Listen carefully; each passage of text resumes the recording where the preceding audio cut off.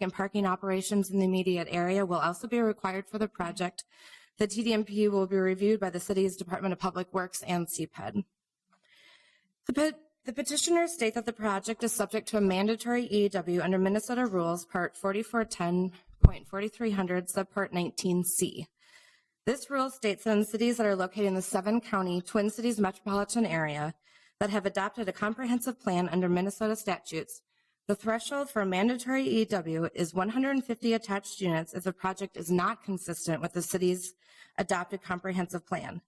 The petitioners state that the project meets this threshold based on the size of the project and its inconsistency with the with the adopted comprehensive plan, specifically chapters 1, land use, 8, heritage preservation, and 10, urban design.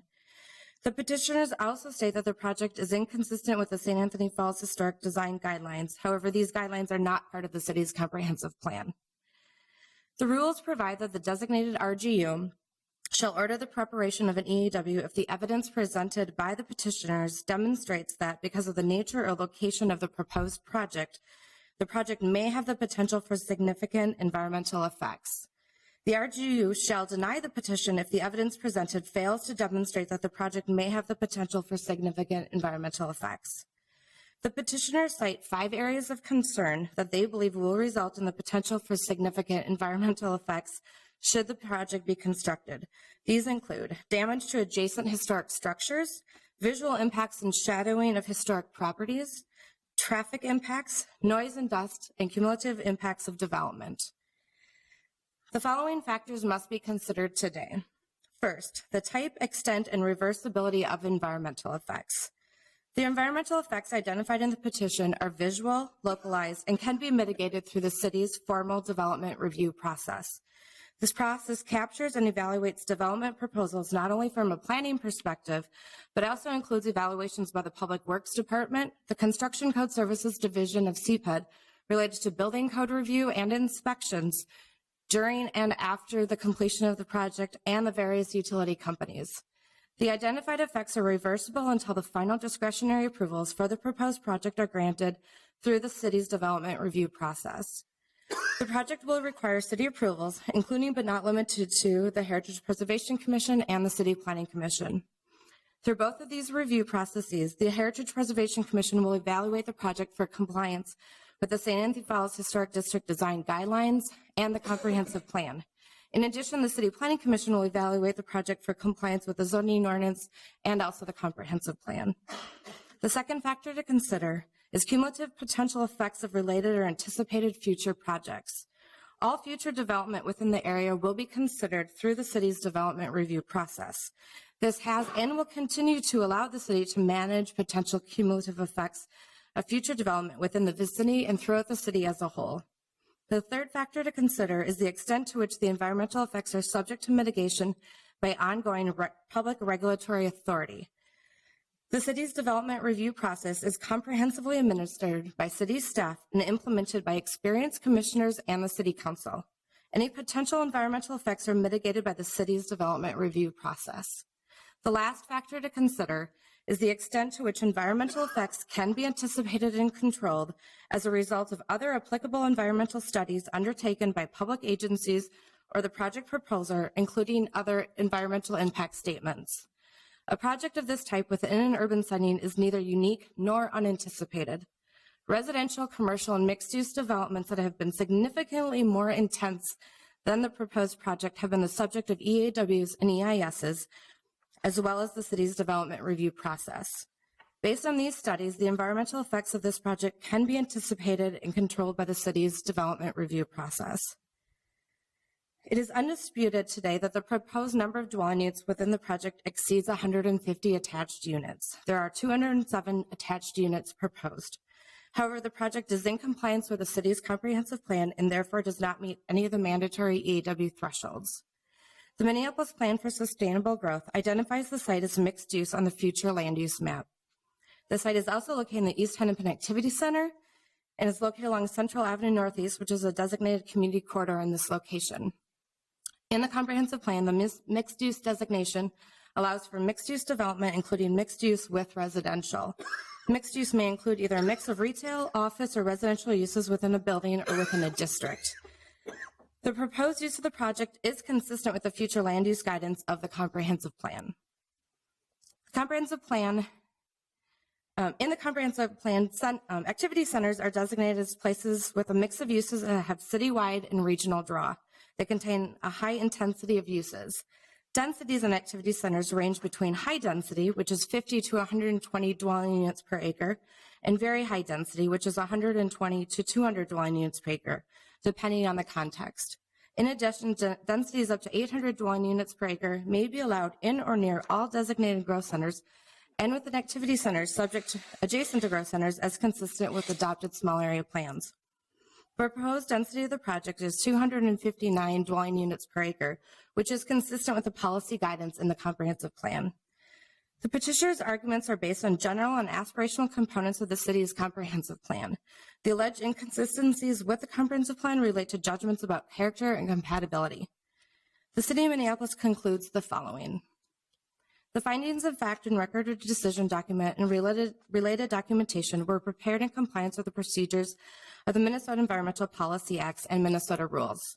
The project does not meet any of the mandatory EW thresholds contained in the Minnesota rules. The project is in compliance with the city's comprehensive plan. The project does not have the potential for significant environmental effects.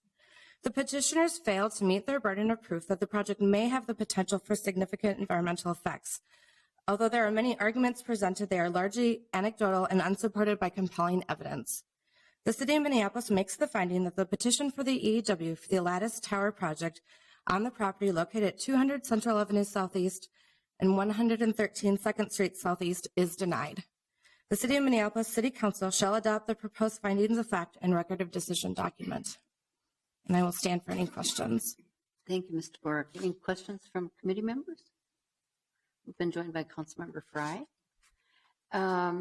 Seeing none, this action does not require a public hearing, but I'm going to allow 15 minutes for people to speak on either side of the issue. So I would start with the list that I have. So I'll keep track. People should keep to perhaps 2 minutes each. Again, I think that's a reasonable thing, and that'll accommodate the people that we have signed in. So I'm going to start. Mr. Griffith? Yeah, Madam Chair, Bill Griffith representing the petitioners.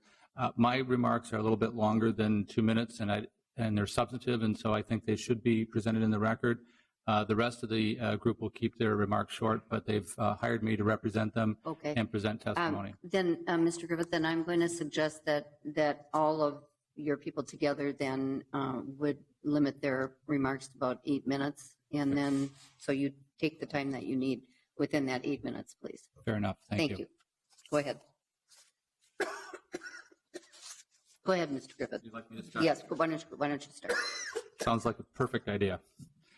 Madam Chair, council members, we do appreciate the courtesy that is given here for this testimony. It is odd, I think, that a petition for an EAW wouldn't have a public hearing, so we appreciate your making the extra step, and Councilmember Fry making the request on our behalf. He's also extended courtesies to the neighborhood to meet with them on several occasions, so that's greatly appreciated. I'll be to the point. Obviously, we have a difference of opinion with your staff, and the reason to file a petition for an EAW is to make sure there's good scrutiny of what is really a massive project on the East Bank. It's without precedent. I think we are well aware of that. It's actually 42 stories in height. If you do some counting, we won't quibble over 2 stories. I think at more than 40 stories, it is significant. The biggest project ever proposed for the East Bank, certainly in terms of height, on a site that's less than 1 acre. It is 8 times greater than the allowed density by your city code. It is 38 stories taller than the 8-story guideline in your historic district, St. Anthony Falls Historic District, that was just adopted in 2012. And we've heard that's just a guideline. But your zoning, your comprehensive plan, and your historic guidelines all work together to create that regulatory framework that I think was mentioned by Councilmember Goodman just a few minutes ago in another hearing. And so those things work together. They aren't pulled apart and one is set aside and the guideline doesn't have precedence or meaning within the comprehensive plan. In fact, it gives life to the very policies for preservation within the comprehensive plan. But it's not just about height. It's about all of the cumulative effects of a project that is massive, not just here, but anywhere in the city. Your comprehensive plan document says to locate the tallest buildings in the city within the downtown core. This is clearly not the downtown core. It's an historic neighborhood. And this would be the 11th tallest building in your city. Think about that. The 11th tallest building in your city, located in the historic birthplace of Minneapolis, that is home to small buildings, two-story townhomes, some other high-rises that were developed in the 80s before your historic regulations took effect. And so a very important neighborhood, a neighborhood that I love to visit. I'm there frequently, not as a resident, but as a visitor. Why? Because it has those unique attributes. And the concern of my clients is not that development will occur. They've enjoyed the development in their neighborhood that's created vitality in a really important neighborhood in the city, but it has to be within the scale of what's there today. So why do this by an EAW? An EAW covers all of the issues that your staff addressed, but it does it in a methodical, independent document, an analysis that everybody can weigh in on through a hearing process that really scrutinizes a project that deserves scrutiny. This is not a project like the last one that completely complies with your city code. In fact, it is way out of scale with the city code. The issue that we've raised is that we believe that an EAW is in fact mandatory by law. And why is it mandatory by law? You cannot define consistency with the comprehensive plan with regard to this project. How do we know that? Again, we go to your zoning code and your historic documents. Those are the tools by which you implement your vision for this neighborhood and others. And one of the concerns we have, it's really a nagging question, because those same documents and regulatory framework seem to operate to limit development in the North Loop, a neighborhood that's immediately adjacent to downtown, to 10 stories.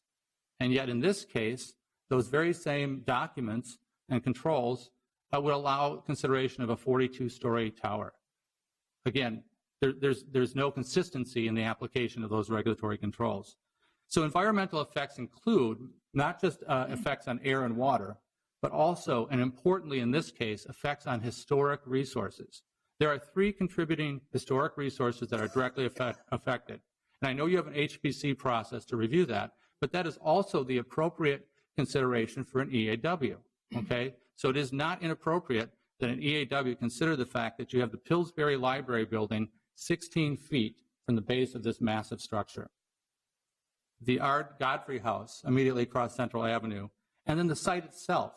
Your staff has identified as a contributing historic structure. Those are important resources and a valid consideration and concern for an environmental assessment worksheet. I've mentioned that the document itself, I won't repeat all of the things that are in the record in writing, but there are many, many policies that are affected. And the city staff has essentially winnowed those by saying that those concerns that we've raised are general and aspirational, and the concern and the issues that have been identified are specific and applicable. Well, we would disagree. When you do that kind of winnowing, when you have to pick and choose which policies apply and which don't, that's arbitrary by definition. Wouldn't it be better, in fact, to give this project the scrutiny it deserves through an EAW process? What are we afraid of?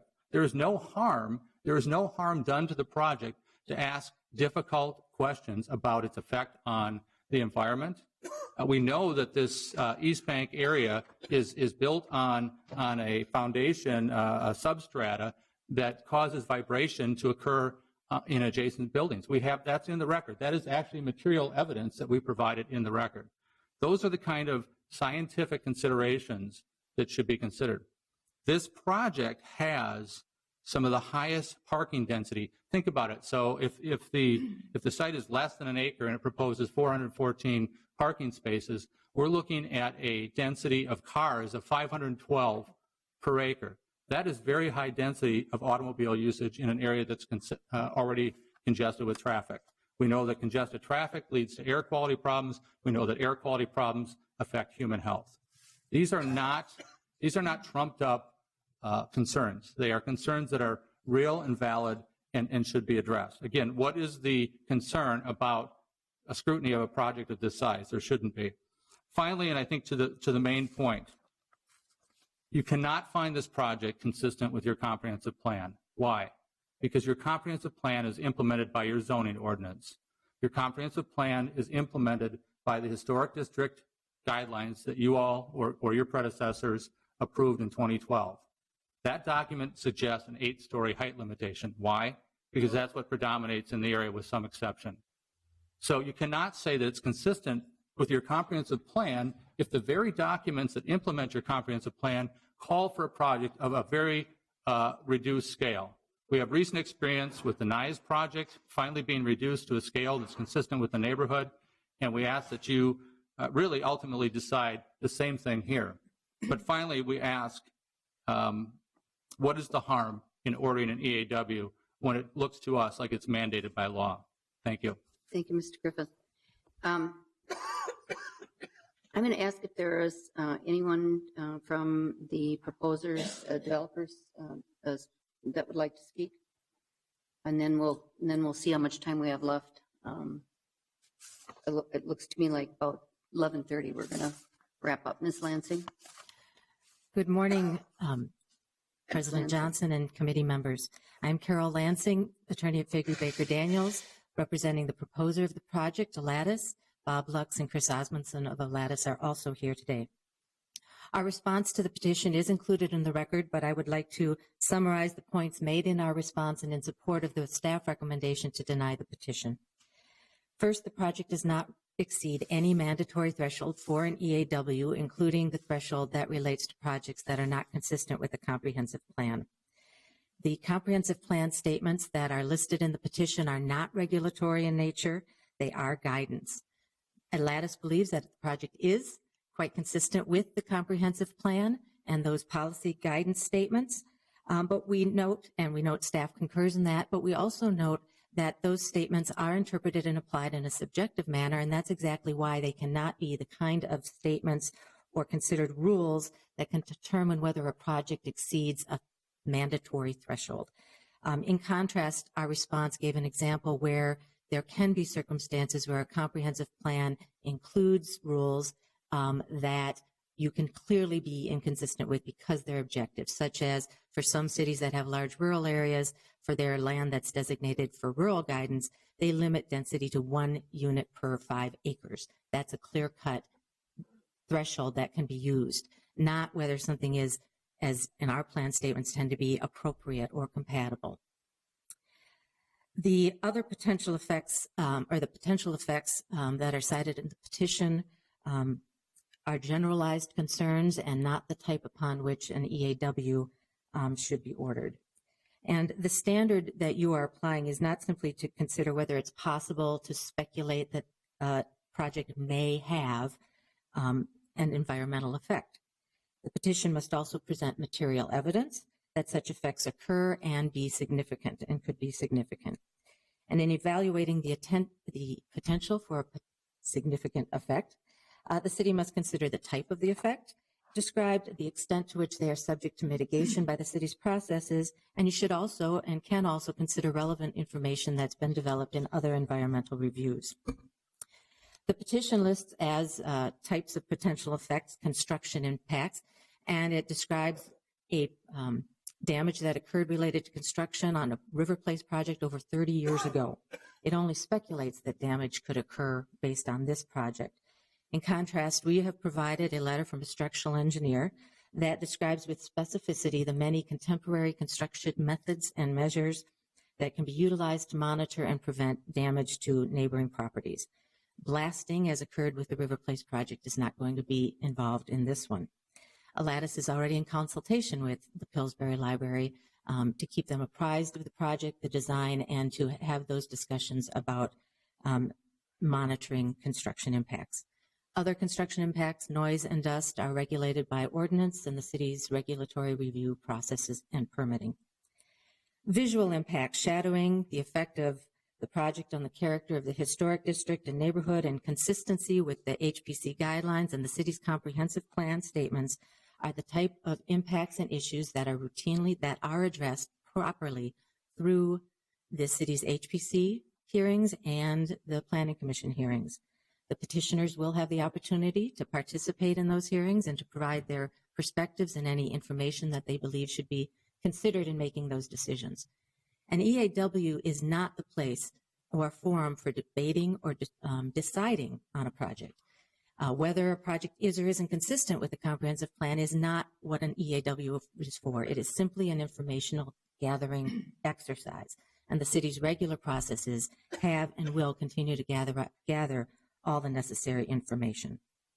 For example, for major projects in the city, like this one, a TDMP, a travel demand management plan, a traffic and parking study is required as a matter of course at the same level of detail and study that would occur if you did an EAW to a look at traffic impacts. And the city has the regulatory authority to require mitigation, might be signalization or other issues based on the information that it will see in a TDMP.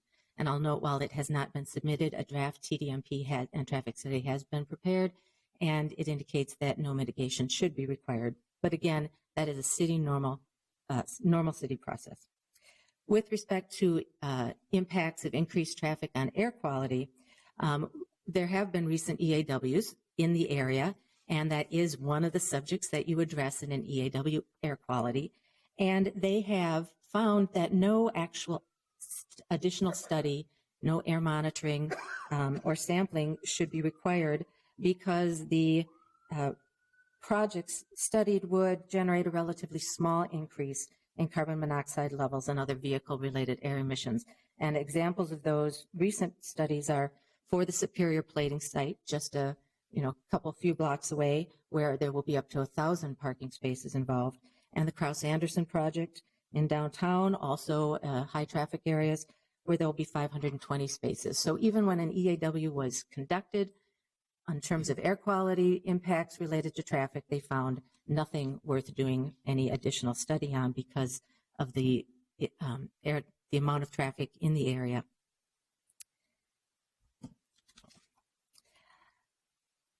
So in conclusion, the petition describes potential effects that are typically anticipated in a development in an urban environment. The city has a comprehensive and sophisticated regulatory process in place to manage those impacts, and the petition does not present material evidence of potential for significant environmental effects that merits any further study. Thank you. Thank you, Ms. Lansing. Let's hear for two people. So I'll go the first people that signed in. Dean Reiser. Okay, great. All right. Then Joanne Netlin. I thought I was just signing. Okay, great. Thank you. Barbara I think I'm it. Glazer. All right. Thank you. Thank you. Mhm. My name is Barbara Glazer. I was born and raised in Minneapolis, went to grad school at the University of Minnesota, and then headed out to upstate New York to the Adirondack Mountains and Saratoga Springs, where for 35 years I've been working in the field of historic preservation, running a company that does the adaptive reuse of historic buildings. The Great Camp, Sagamore, and Uncas up in the Adirondacks, and multiple buildings in the historic community of Saratoga Springs. Came back here and was very excited to see the city's 2025 vision for where Minneapolis is going. When I was a kid, the Fauché Tower was the biggest building in the city. And I'm very excited with what's happening and the return of vitality to Minneapolis. In choosing to relocate here, as many Minnesotans do when their folks get elderly and their children come here for med school and have kids, I have now in the process and the last couple of years of relocating to Minneapolis. And in that process, had a chance to read the 2012 guidelines for the St. Anthony Falls District, the story of which is on your walls here, because I wanted to bring both my expertise and my resources and my family to be part of the revitalization of the city through the contribution to the historic districts. My daughter, who's now a pediatrician at the Children's Hospital at the university, lives 2 blocks away in the neighborhood, and my nephew and his wife now have opened Wilson and Willie's, the store over, as they are part of the reinvestment and the development of the North Loop. So it's an exciting time for all of us and our families.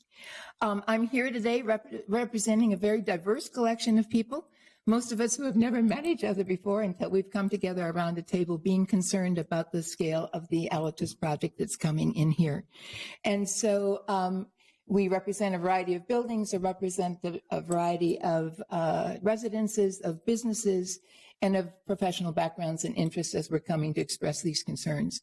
So here today, we just want you to know that the request for an EAW is a serious request. It's not a superfluous or in any way frivolous delay tactic. This is, as you can see with the picture, going to be the second largest residential building in Minneapolis that is being proposed in the historic district on the other side of the river. And as was mentioned, the plan has always called for the biggest buildings to be in Minneapolis. Now we're seeing the kind of creep of that tall building with a density that's beyond what's appropriate for a historic neighborhood into this side of the river.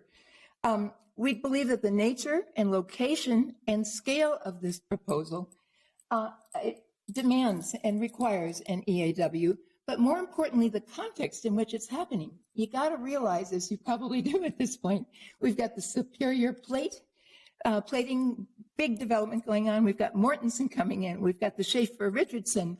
And now I'm expecting that we're going to have a lot of new proposals coming in on the General Mills site, all within a half a mile of this site.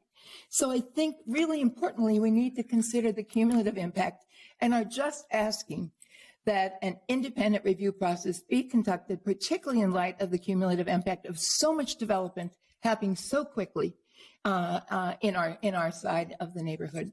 Ms. Glazer, can you wrap up, please? Yeah, the second very shared concern has been the height of the building as that second largest building. We think it's bad precedent to be moving the scale of a building into our community. And in some ways, I really think it's unfair to Nyes and the Schaefer Richardson project, which had proposed 27 stories, then worked with the neighborhood to scale it down to an approved project that is both terrific infill, terrific addition to our community, and that I think then provides a model for what we should and be having in that region. So we're not against density. We think we can accomplish it within the historic guidelines in our community. We're not against change. We're here to be part of it. But we would like to ask and believe that the city would be remiss not to ask for an independent environmental assessment on this site. Thank you. Thank you. Thank you. With that, anyone want to make any remarks? Colleagues, any members? Okay. Is there a motion? Someone want to make a motion?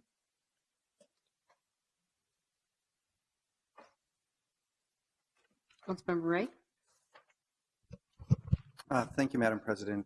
I believe we have before us a process that's rather circumscribed, and I think the facts before us lend to the staff's determination, and so therefore I will move that denial and direct staff to construct some findings for the record to that effect. Okay.